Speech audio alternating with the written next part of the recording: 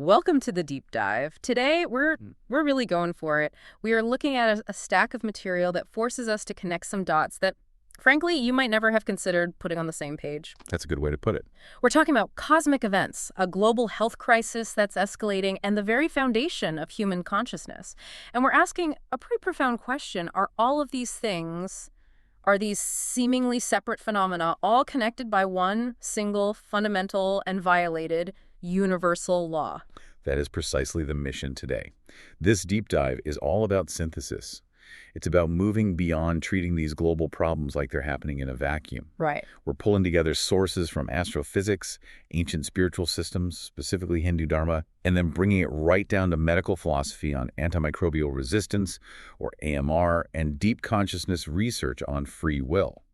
The goal is a unified model, not just of the disruption, but more importantly, of the restoration. And the urgency here, I mean, it can't be overstated. We're trying to understand how these huge systemic failures, from the Earth's magnetic field instability all the way down to the rise of superbugs, how they might not be random, that they're actually the universe's feedback mechanism, a kind of cosmic correction pushing us toward inner alignment. And we're going to start big, macro, right at the edge of our solar system with a really startling astronomical anomaly. We begin with what our sources are calling the cosmic messenger, 3I Atlas.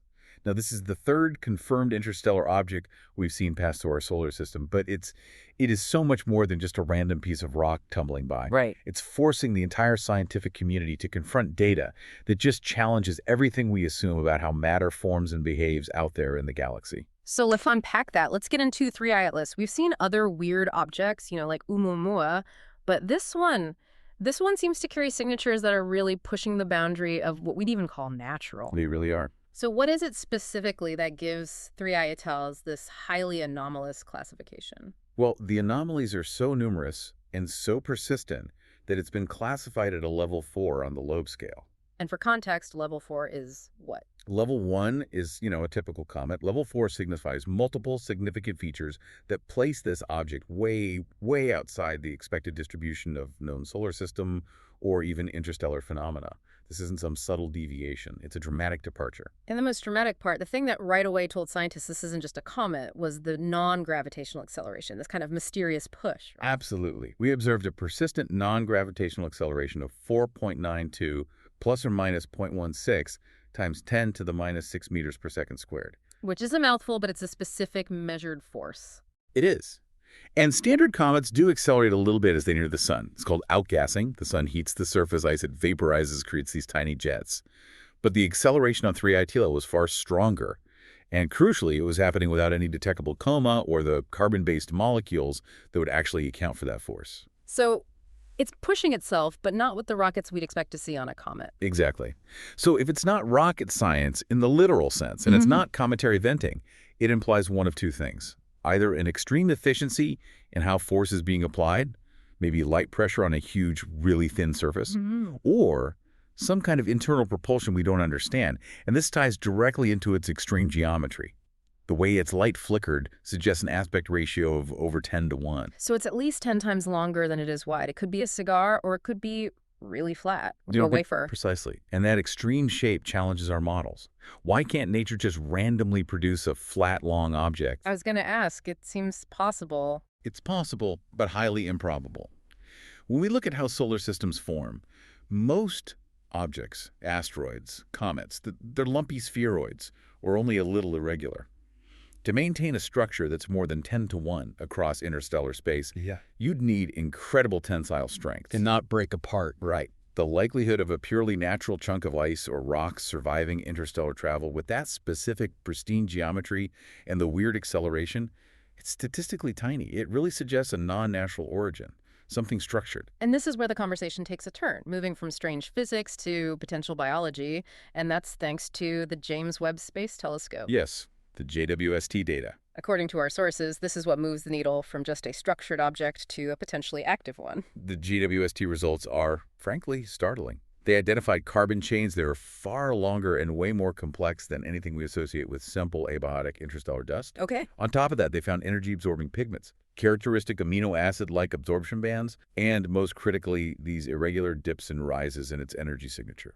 What does that mean? irregular dips. It suggests regulated chemical cycles, behavior that looks suspiciously like biological metabolism. Wait a minute, so you're saying we're not just talking about complex chemicals, but pigments designed to harvest energy in something that looks like it's cycling chemically on an object flying through our solar system? Yes. The key difference between just a chemical reaction and a metabolic cycle is regulation. A metabolic process implies optimization, it implies conserving energy, replication, the core traits of life. It shifts the entire paradigm. We're not just listening for radio waves anymore, we're looking for structure and function. Which brings us to Dysonian SETI, the search for structured data in motion. Explain that for us, because it's a very different way of looking for intelligence. Traditional SETI is, like waiting for a phone call. We're listening for a signal that's designed to be understood. Dysonian SETI, named after physicist Freeman Dyson, suggests we should be looking for indirect evidence. Observable engineering projects. Like megastructure. Megastructures, manipulated atmospheres. Or, in this case, objects whose physical characteristics and behavior just scream advanced structure or technology. So 3ITLS isn't just an object, it's structured data. It's not sending us a message in English, but its very existence, its performance, is conveying complex information about organization. Exactly. The structure is the message. The sources suggest that maybe an advanced civilization doesn't communicate with language across cosmic distances. Maybe they transmit generative data information designed to activate or inform simply by being seen and analyzed.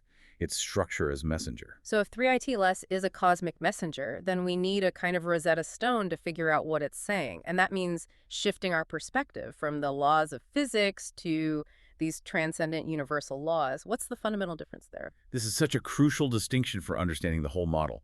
The laws of physics, Newton's laws, relativity, they're descriptive. They're just sophisticated mathematical models we created to describe how things interact. And they change. We went from classical physics to quantum physics. Our description got better. Exactly. But the universal laws are something else entirely. The sources refer to them as transcendent, unchanging, natural law, or in some traditions, God's eternal law. They aren't descriptions. They are inherent foundational commandments that govern existence itself. They dictate why the cosmos seeks harmony and balance. And the axiom that connects the cosmic to the personal, the big to the small, is the law of correspondence. As above, so below. As within, so without. That's the one. It provides the mechanism for why something like 3-atlas or a wobble in the Earth's magnetic field should matter to our health, down to the microbial level. So if our outer world, the cosmos, the planet, our society, is reflecting chaos and fear, then it is because of a corresponding chaos and fear and fragmentation within our collective human consciousness. The universe isn't just a box we live in, it's a giant mirror. that's a deep foundational idea that you see across so many ancient philosophies. And it converges with modern physics on the idea of universal balance. In astrophysics, you see this balance in the finely tuned parameters of the universe gravity balancing dark energy, which keeps everything from either collapsing instantly or flying apart forever. Philosophically, the law of unity implies that any disruption is temporary. Any severe imbalance In a star system or a human soul. triggers an inevitable systemic restoration mechanism. It has to balance out. And this restoration mechanism is what our sources are calling cosmic correction. They use this really powerful metaphor, the 10th avatar arriving early. That metaphor isn't about divine wrath. It's not punishment. It symbolizes the rapid activation of planetary and cosmic reset mechanisms. They're designed to restore an equilibrium that we, humanity, have fundamentally destabilized. The correction is systemic, not personal. Precisely. And the Earth is responding visibly right now. Through the accelerating magnetic field instability, the increasing ecological collapse, and vitally for this discussion, the escalation of the antimicrobial resistance crisis, AMR. These aren't separate events. They are external pressures forcing a systemic realignment because our internal imbalance has become just too severe. What really stands out to me is the timing. Why now? Why is the universe intervening now and not, a million years ago or 1,000 years from now? The timing seems to be tied directly to the exponential curve of human activity, the population density. The stress on the system only becomes critical when the violation of this universal law of existence reaches a kind of tipping point. And we hit that point When our collective actions started destroying entire classes of souls, microbes, animals, plants, at a completely unsustainable rate. Paired with technologies designed to unnaturally extend life, which effectively overloaded the whole planetary system with karmic pressure. The correction happens when the internal misalignment threatens the viability of the whole planet. It demands a rapid shift in consciousness. Okay, so let's pivot there. Let's detail the specific transgression that triggered this massive systemic correction. If the universe is all about unity and balance, what fundamental law did we break? The violation centers on that universal law of unity, which you see very clearly in Hindu Dharma, specifically the principle of Ahimsa, or nonviolence. And the foundational belief behind it is that every soul, human, animal, plant, and crucially microbes has an equal inherent right to exist. We shattered That that. completely shattered that delicate balance. We stopped seeing ourselves as part of the ecosystem and started treating everything else as either a resource to be exploited or an enemy to be wiped out. And the sources are really specific.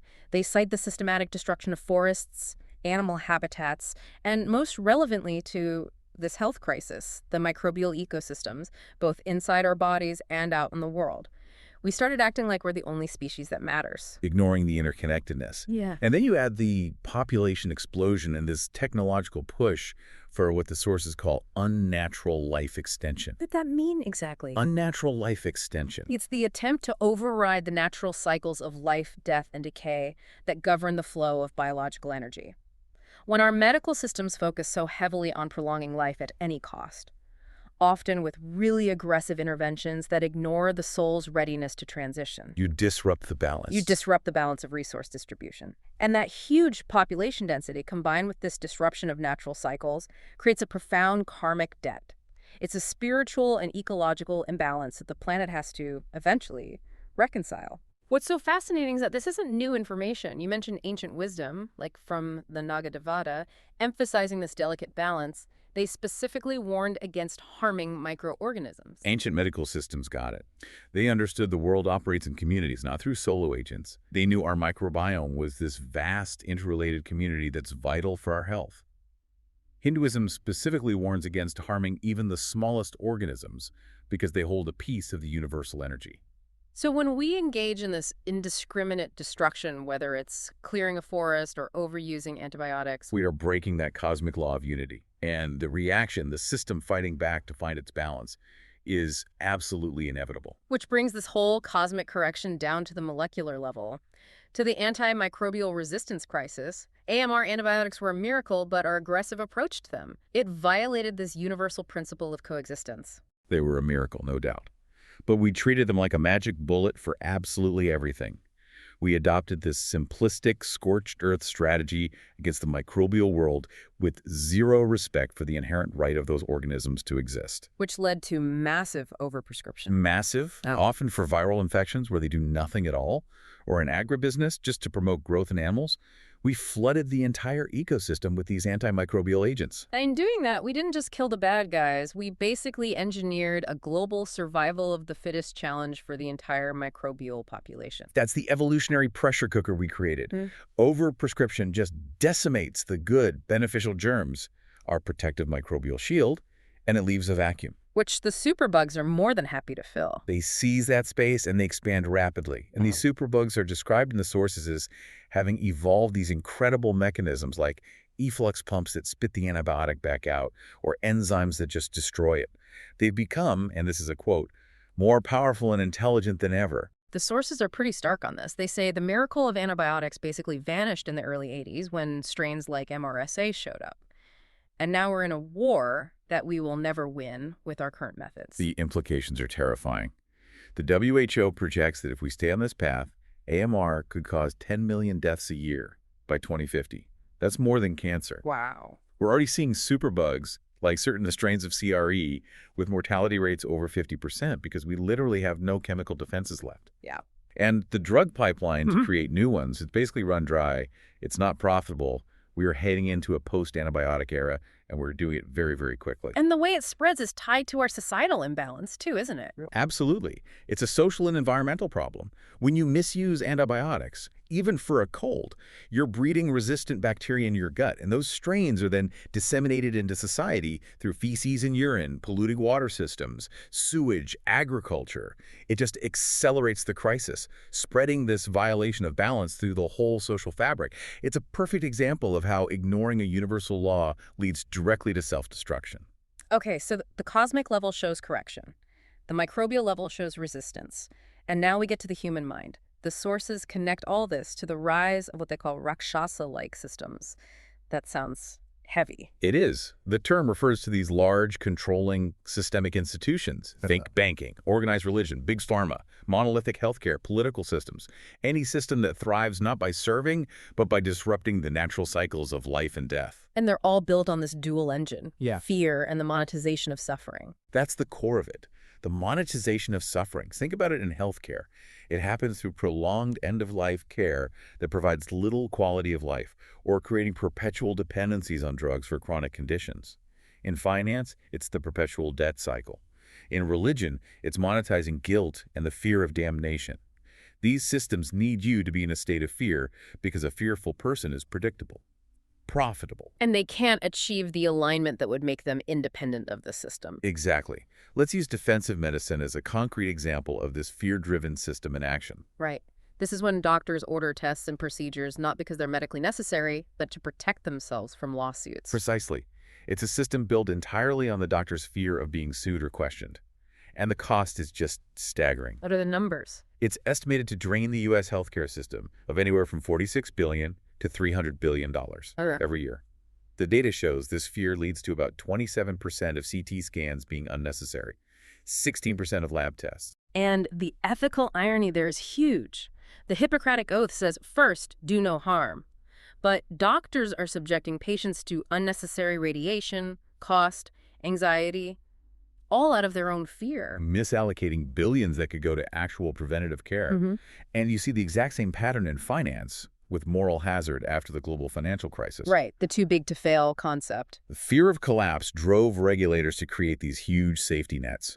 But those safety nets created an intense moral hazard. The big banks knew they'd be bailed out, so they were actually incentivized to take on more systemic risk. They exploited the safety net for short-term profit, knowing the public would absorb the loss. So the fear of loss creates systems that actually encourage more imbalance. It compounds the fragility. And this is the insidious nature of fear. It moves from a personal feeling into an institutional structure, and eventually just erodes individual choice through what the sources call the authority trap. Why do we do that? Why do we crave certainty so much that we willingly hand over our autonomy? The human mind it abhors chaos. Uncertainty is terrifying. The authority trap is rooted in this deep belief that someone external, a doctor, a guru, a financial advisor, knows more about your life, your body, your truth than you do. They offer a guarantee, a definitive answer. And the soul doesn't. The soul only offers quiet guidance. It operates in the realm of uncertainty. So people abandon that nuanced personal wisdom and surrender their autonomy to the external authority who promises to take that scary responsibility away. We're conditioned for this from childhood. Show me the proof, follow the rules, trust the prescription, trust the manual, not your own gut feeling. And the medical system often reinforces this. When a patient describes a deep, complex feeling that doesn't fit a neat diagnosis, what happens? It's often labeled anxiety or hypochondriasis. Which invalidates their entire internal reality. It teaches them to trust the machine over their feeling. And that is the precise mechanism by which your individual free will gets eroded by systemic fear. This erosion of trust, this institutionalization of fear, it brings us right to the core philosophical crisis, the loss of free will. So how do we even define free will in a context where we need to reclaim it? In this context, free will is the power to control your choices. It's that deep sense that the decision is ultimately up to you. And it has two parts.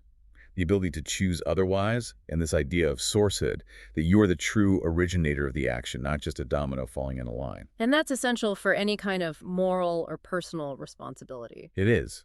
But classical determinism just throws a huge wrench in all of this.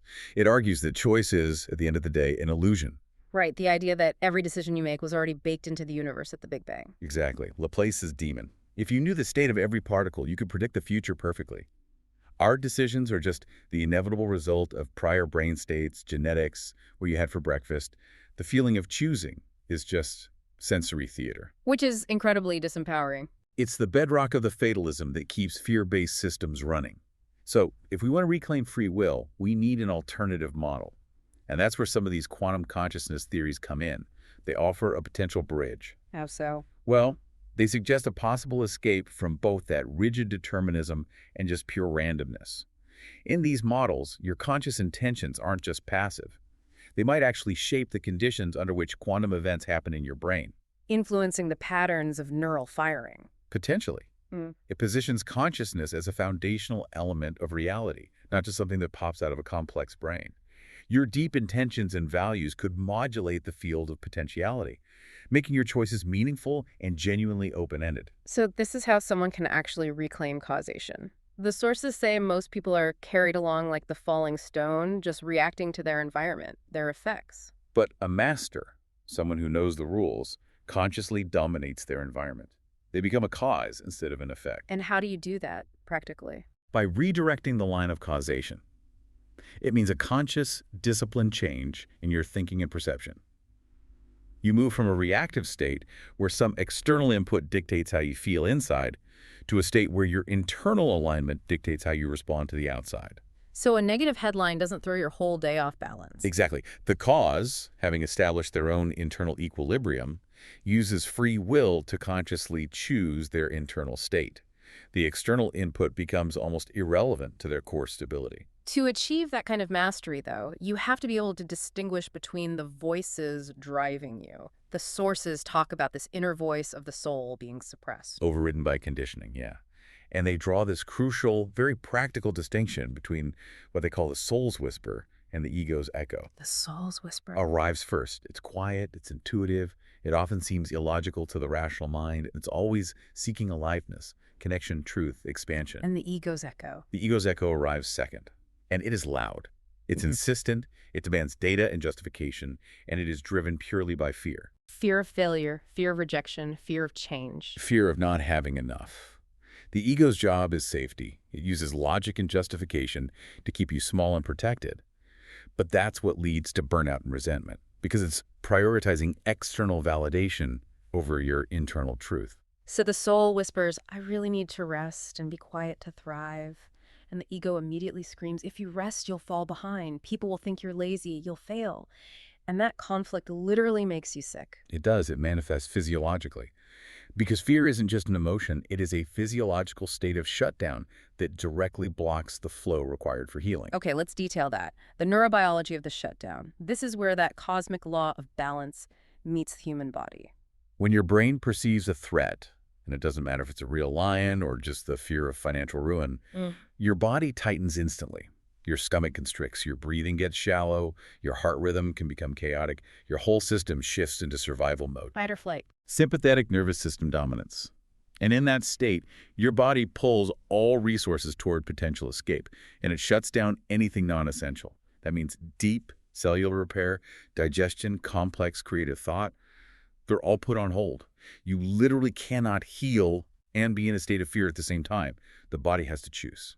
And the sources pinpoint the gut as the crucial switch that determines whether we're operating from our heart or from our survival brain. That's the core realization. The mechanism is, when fear controls the gut, the brain ignores the heart. The gut is so immensely innervated, it reacts instantly to stress.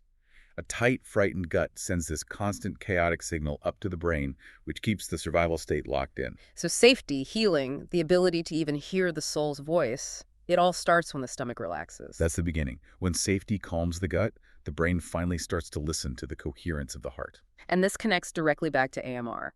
If that inner signal is ignored, if we stay in this state of fear-induced physiological shutdown, what's the consequence? Infection becomes the natural consequence for those who persistently resist inner alignment.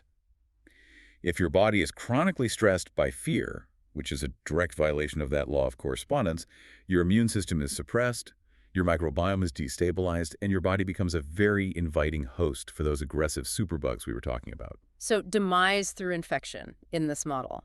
It's not random bad luck. It's the ultimate physical expression of the body's inability to maintain internal balance under the pressure of prolonged, unaddressed fear and systemic misalignment. Okay, so if the crisis is the systemic violation of universal law driven by fear and the suppression of the soul, we need a counterforce, something powerful enough to restore that internal equilibrium. And that brings us to the proposed solution in these documents, Maya meditation. Maya meditation is presented as the practical application of cosmic correction, but on a personal level. It's not just another stress reduction technique. It's defined as a return A conscious process of peeling back the layers of fear and doubt and conditioning to get back to that inner guidance system, the intelligence that was there before the authority trap took hold. So its main function has to be dismantling that authority trap, giving the individual the final say again. Absolutely. The whole practice is about helping the soul choose who has authority. Is it the soul itself, or is it external forces like fear, guilt, cultural pressure? It restores free will by providing a framework to live in alignment with natural law, and it's centered on three essential pillars. The three pillars to stabilize consciousness, let's go through them. Radical self-honesty, radical self-protection, and radical self-authority. The first one, radical self-honesty. That sounds deceptively simple. It is by far the hardest pillar. It means stopping all the little self-deceptions we use to maintain social conformity or get external approval. It means saying what's true for you, even if your voice shakes. It's acknowledging the pain or the misalignment without needing to justify it or blame someone. It's the realization that I'm not broken, I'm just disconnected. And disconnection can be healed. That honesty is the absolute prerequisite for everything else. Then, radical self-protection. This is tough in a society that often rewards self-sacrifice. Setting boundaries can feel selfish. Radical self-protection recognizes that your soul's integrity is non-negotiable. It means actively removing whatever harms your soul and doing it without guilt, without apology, without a long explanation. The sources are so clear. Distance, silence, and boundaries are medicine. And this is crucial when you start to change. It's critical. Because when you start to align, everything that once controlled you, guilt-tripping family, intimidating advice, it will panic. It'll try to pull you back into the old patterns. If you don't protect your newly claimed destiny, someone else will try to take control of it out of their own fear. And that leads to the third pillar, radical self-authority, the active expression of free will. This is where you apply the knowledge you gained from the first two. It simplifies every single decision down to one question. What does my soul want? Not my fear, not my guilt, not the pressure. What does my soul want? And then you have to obey that answer, even if it goes against cultural conditioning or economic pressure. And the integration of these three pillars, this is what creates what the sources call an unbreakable person. Someone a doctor can't intimidate, a family member can't guilt, and fear can't stop.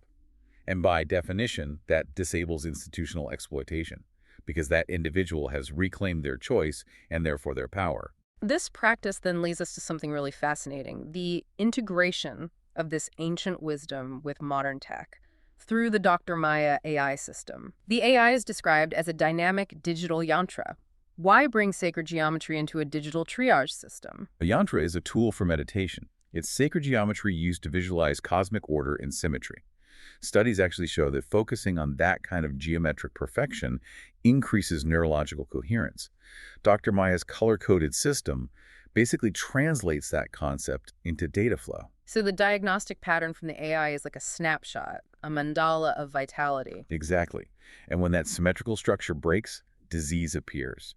By visualizing the order in your data, your consciousness begins to restore order internally. Let's get into the five-color clinical framework. This is the language of that digital yantra, right? It links elements, frequencies, and our physiology. It's the bridge between ancient elemental understanding and modern physiological tracking. It gives you a map of your vitality. So you have red, which is fire circulation, heat, inflammation. Right. Yellow is earth stability, digestion, structure. Blue is water cooling, calm. The parasympathetic state of rest and repair. Green and violet. Green is airflow, breath, and repair, often linked to the emotional heart. And violet is space integration, intuition, higher consciousness. It signifies completeness. So this framework turns all this abstract biological data into something you can see and act on.